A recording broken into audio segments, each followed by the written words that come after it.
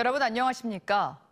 세종시의 집값이 지난해 7월 이후 내림세가 이어지고 있지만 서울에 이어 전국에서 두 번째로 높은 것으로 나타났습니다. 2020년 1년간 행정수도 이전 등으로 집값이 40% 이상 뛰었고 조정 이후에도 교통이나 학군 등 입지 여건이 좋은 지역은 상대적으로 낙폭이 크지 않았기 때문으로 풀이됩니다. 김건교 기자입니다.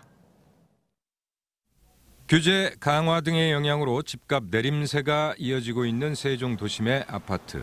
같은 블록에서도 BRT 노선을 낀 단지는 84제곱미터 기준으로 10억 원에 육박하는 반면 노선과 떨어진 단지는 6억 원대 후반으로 최고가 대비 2억 원 이상 떨어졌습니다. 교통이나 학군 등 입지 여건에 따라 하락폭의 편차가 크게 나타납니다. 신축 아파트이기도 하고 그래도 시세가 좀 많이 올랐었는데 BRT 노선하고 가깝고 가깝지 않고의 차이가 좀 크다. 편차가 좀 3억 이상 발생하고 있습니다.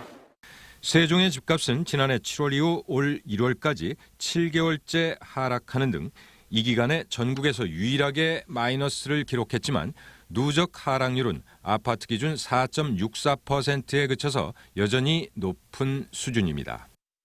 1월 세종의 평균 주택 가격이 1제곱미터에 729만 원으로 경기 615만 원을 웃돌며 서울에 이어 전국에서 두 번째로 높았습니다.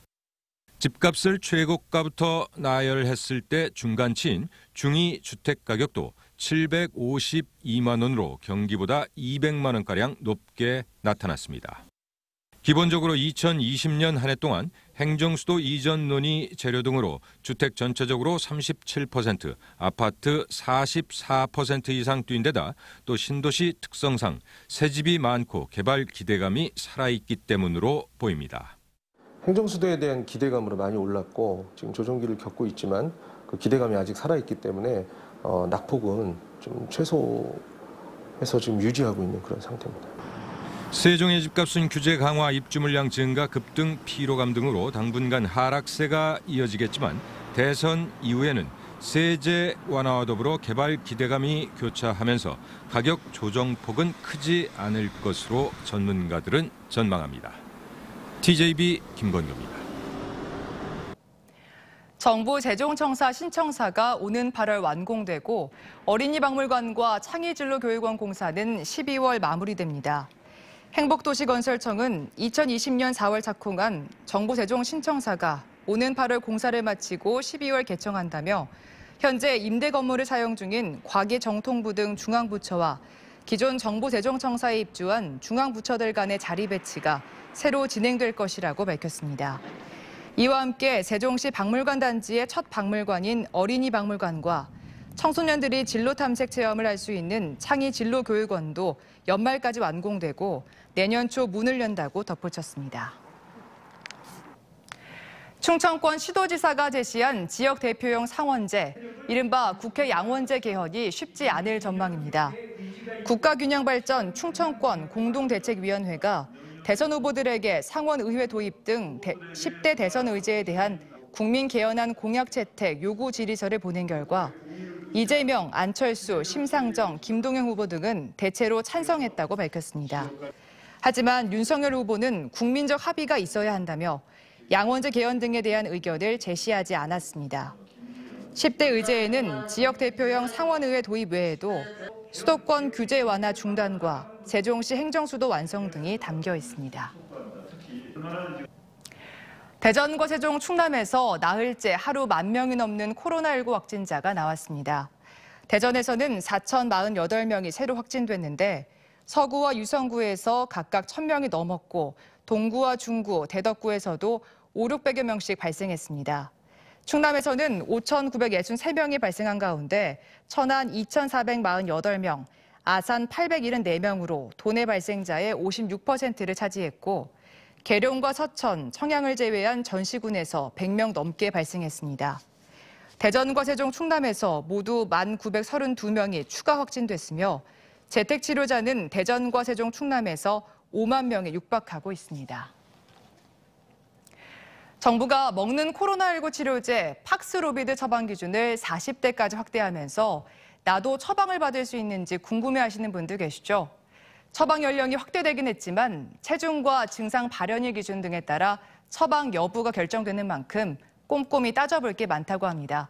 이경은 개건 의학 전문 기자가 보도합니다. 팍스로비드는 위중증을 낮추고 환자 스스로 복용할 수 있어 재택치료자 자가치료에 큰 도움이 될 것으로 기대됩니다.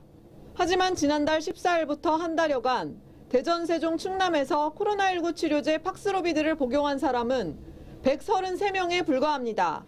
치료제 사용이 저조하다는 지적 속에 정부가 투약 대상을 60대와 50대에 이어 40대 기저질환자까지 확대했습니다.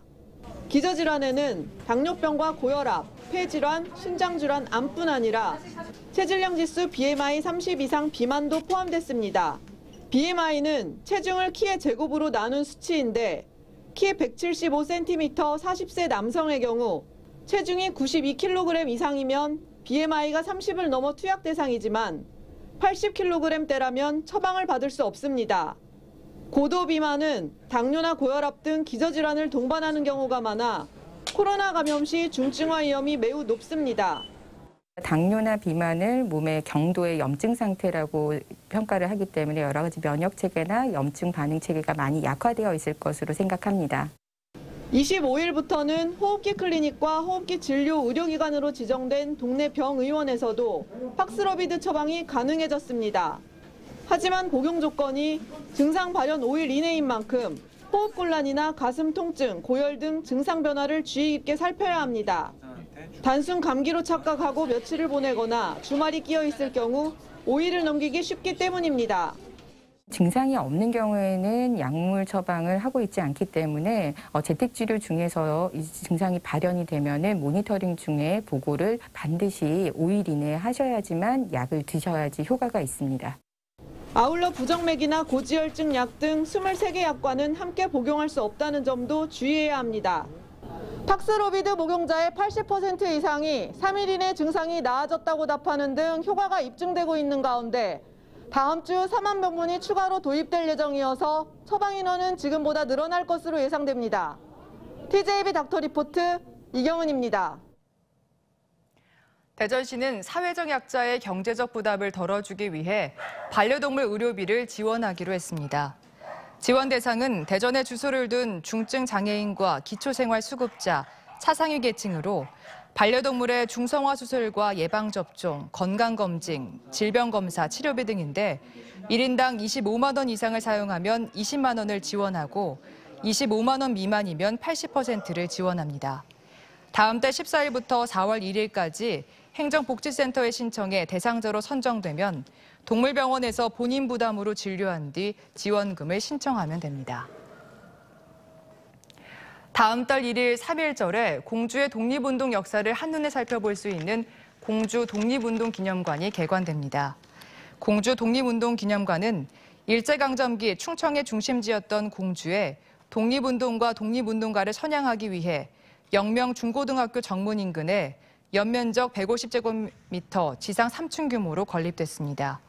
기념관은 설립 배경과 공주 지역 독립운동의 특징, 영명학교 변천사, 공주 지역 독립운동가 102명의 공훈을 담은 전시물과 복식체험시설 등이 마련되어 있으며 공주시는 AR 증강현실 등 첨단 기술을 이용한 역사교육의 장으로 활용할 계획입니다. 충남의 독립유공자가 1,571명으로 전국 광역자치단체 가운데 2,331명인 경북 다음으로 많은 것으로 나타났습니다. 충남 역사문화연구원에 따르면 충남은 116명이 새로 늘어나 1,571명으로 집계됐습니다. 연구원은 현재 부여와 서산, 천안 등 5개 시군에서 발굴된 522명의 독립유공자에 대한 국가보훈청의 서훈심사가 진행 중으로 올 연말쯤에는 충남의 독립유공자가 크게 늘어날 것으로 전망했습니다.